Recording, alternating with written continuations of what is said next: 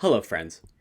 As you are watching this video today, hundreds of thousands of people will descend on our nation's capital, and then tens of thousands will descend in San Francisco for the Walk for Life in San Francisco, California. Meanwhile, on Friday, January 21st, which is today's video, there will be people in Washington, D.C. that will be marching from the National Mall to the Supreme Court. I would be one of those people. So the question is, why do I march?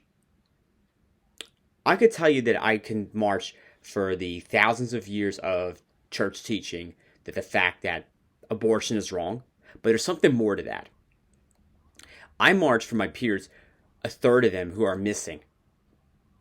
It has affected me. My best friend was, I had probably best friends that were gone because of this radical decision that has been around for half a century. I march for not just the unborn child, I march for the homeless veteran. I march for the marginalized in our society. I march for the elderly whose life is being threatened to be cut short. I march for the inmate in prison who's on death row, whether he is guilty or not guilty. I march for the families who have been affected by in a war-torn country, who are looking to seek refuge, who are looking to find a place where they can start a new life. I march for those who don't have a voice. That is why I march for life. 32 years ago, a woman, 36 years old, received the news that she was going to bring forth a son.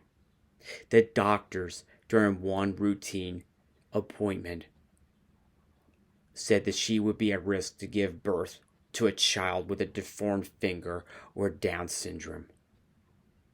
And one of the options on the table was to abort the pregnancy. I am pleased to say that in December 1989, she gave birth to a healthy baby boy. And that boy was me.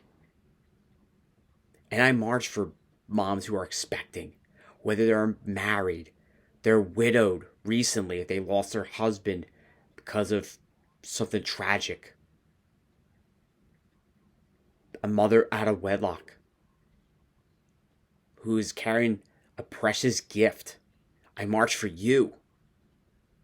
I march not just for the unborn child, but I march for women who need a listening ear, who need the help to welcome a gift that is for our society.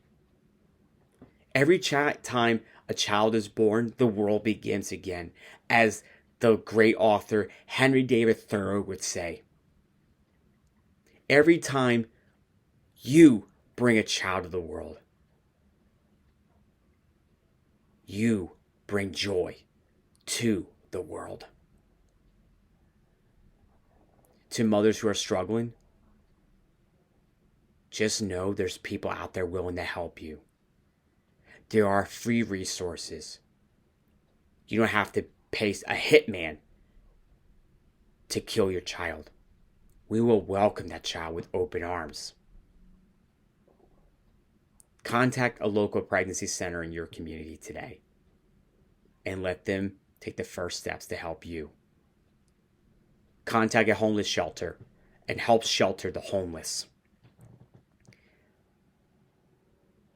Give food, drink, and clothes to those who are begging, especially as we navigate the cold and dark days of winter. Help families who need refuge.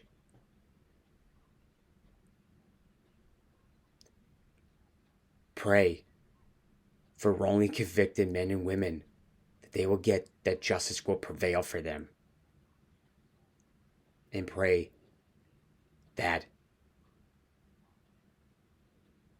they're not killed for the crimes they have committed.